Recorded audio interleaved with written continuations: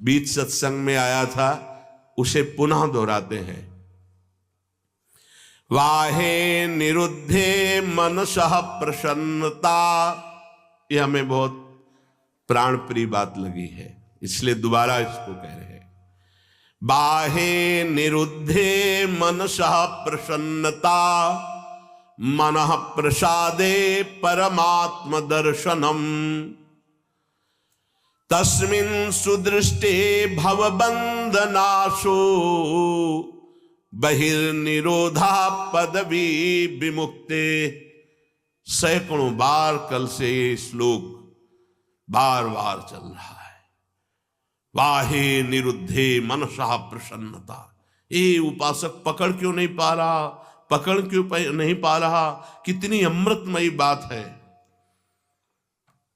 एक प्रार्थना हम करना चाहते, सरल भाव से आप समझ लो इसका अर्थ, वो हमारी तरफ से प्रार्थना है। 1 महीने की केवल हमें समय दो, 1 महीने का। आप 1 महीने कोई इच्छा नहीं करेंगे, जैसी सामने परिस्थिति आए उसको भोग लो, इच्छा मत करना। 1 महीने का केवल समय दो। हम कोई साधन नहीं बता रहे, इच्छा ही नहीं करनी। जहां इच्छा निकले उसे निरुद्धे रोक दो, बाहर जवान में ना आने पावे। खान पान देखना, सुनना, रहना, भोगना, व्यवस्था 1 महीने में मर थोड़ी जाओगे।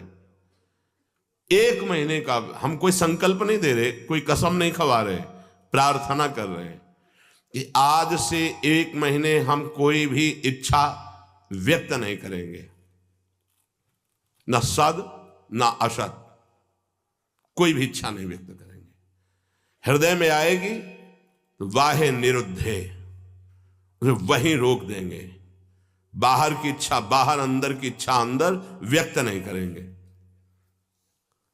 बताओ, ये अपने घर का सत्संग होता है, ये केवल प्रवचन नहीं है, ये जीवन सुधार है और भगवत प्राप्ति के लिए है।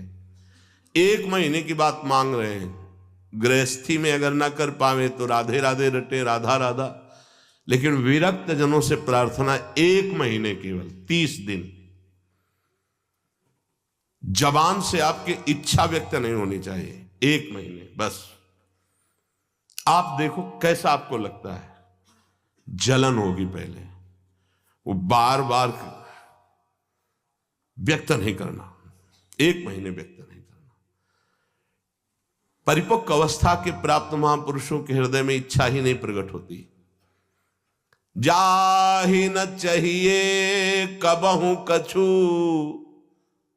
तुम सन सहज सने,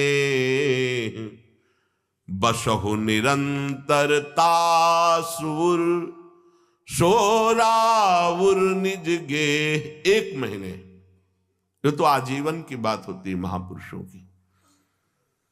महाराज ये रख लो, कभी आपके काम में आएगा, कभी आपको जरूरत पड़ेगी, कभी आपको चाहिए ना। भैया नहीं, हम जरूरत मिटाने के लिए, चाह मिटाने के लिए, काम मिटाने के लिए आए हैं, बढ़ाने के लिए नहीं। आप रखो, जब जरूरत हो कि मेरा मालिक उस समय दे देगा। कभी आप तो उस समय जो अभी दे रहा है वो उस समय नहीं है क्या? हमारे लिए नई सृष्टि रच देगा। जो सृष्टि में नहीं होगा वो भी वो रच देगा, विश्वास करो। 1 महीने अभ्यास करके देखो, देखेंगे आप लोग, देख लो।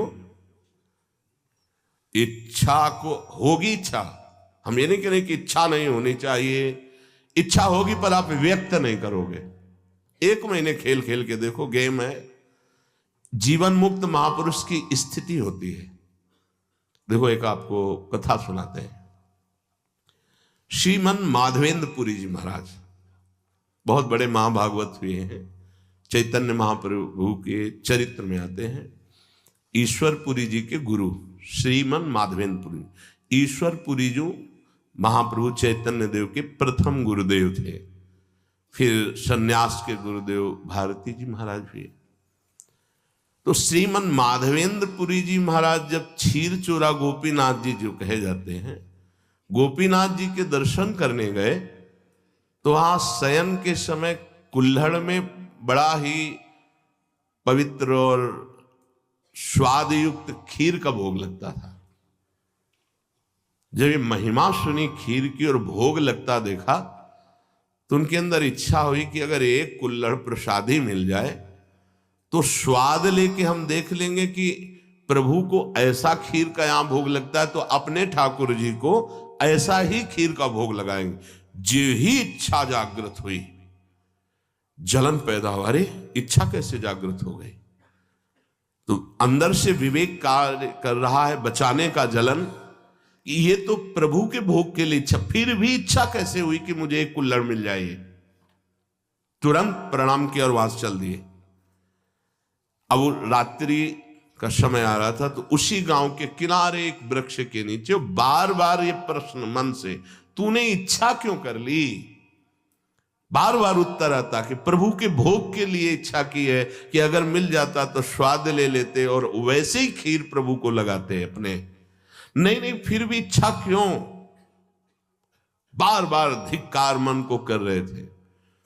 इधर महाभागवत की इच्छा भी भगवान बने थे और उसका पोषण भी भगवान करते हैं। जो निरीह जन है, जिनके अंदर इच्छा ही नहीं है, उनके हृदय में कोई इच्छा प्रकट होती तो लीला प्रकट करने के लिए होती। जो कई कुल्हड़ थे उनमें से एक कुल्हड़ छुपा लिया ठाकुर जी ने अपने वस्त्र के नीचे, घाघर के नीचे, जो नीचे का वस्त्र उसमें छुपा लिया और सामने रखे हुए हर भोग के कुल्हड़ उठा करके ले गए। जब शयन कराने गए तो देखा एक कुल्हड़, कहा ये कैसे, यहां कैसे आ गया प्रभु के वस्त्र की? तो प्रभु ने कान में कहा उनके, प्रभु मूर्ति नहीं है, तुम जैसी भावना करोगे वैसे। राधा वल्लभ लाल जी, बिहारी जी सब बात करते हैं, यह किसी मूर्तिकार की रचना नहीं है। हाँ, एक बार मोहनचंद महाप्रभु का चरण छू गया श्री जी के भोग के कटोरे में, तो एक चपत मारी हितजू महाराज ने, प्रभु के पात्र में चरण कैसे छू गया? तो जो राधा वल्लभ लाल जी की सेवा के लिए गए तो कपोल में ऐसे अंगुली बनी, बोले जय जय। तो उनका बालक थे ना, तो जो आपने वो मेरे लगी। बात करते महाप्रभु आचार्य से, बंचंद महाप्रभु जी से, सेवक जी से और प्रेमी जनों से, जो चित्त को बेच दिए हैं प्रभु को, उनसे बात करते हैं। कान में प्रभु अपने सेवक से कही कि मैंने चुराया है श्रीमन माधवेंद्रपुरी जी के लिए, और गांव के बाहर अमुक वृक्ष के नीचे बैठे, ये वहां पहुंचाओ तत्काल। तो बैठे हुए भगवत स्मरण करते हुए बीच बीच में धिक्कार दे रहे थे। इच्छा कैसे जागृत हुई? श्रीमन माधवेंद्रपुरी किसका नाम है? उनका जी दास का नाम। ये गोपीनाथ प्रभु ने आपके लिए खीर का कुल्हड़, हाँ ऐसे नहीं, बड़ी अद्भुत लीला की, भोग लगाया तो एक कुल्हड़ चुरा लिया आपके लिए, और जब शयन कराने गए तब आदेश किया तो लाए। उस दिन से प्रभु का नाम क्षीर चोरा गोपीनाथ हो गया। वो तो चले गए दे के, रात भर रोते रहे, प्रभु खीर तो पाई ही, कुल्हड़ भी पा गए, और उसको जो थोड़ा कुल्हड़ का हिस्सा बांध लिया, रोज प्रसादी रूप से थोड़ा कुल्हड़ पा लिया।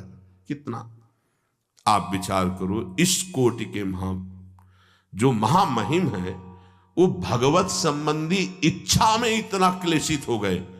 हम तो स्वयं भोग की इच्छा रखते हैं।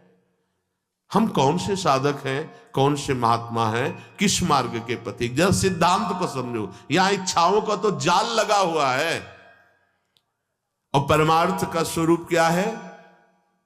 बाहे निरुद्धे, बाह्य रोग दोष, इच्छा को कोई भी इच्छा हृदय में अपना स्थान न बनाने पावे। मनसः प्रसन्नता, तो आपके मन में अखंड प्रसन्नता जागृत होगी।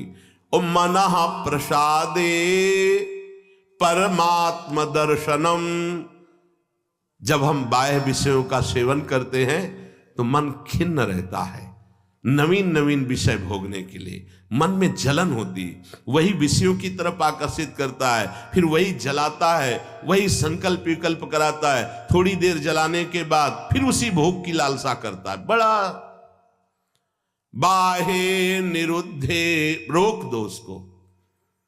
देखो इसमें विवेक बल काम करता है।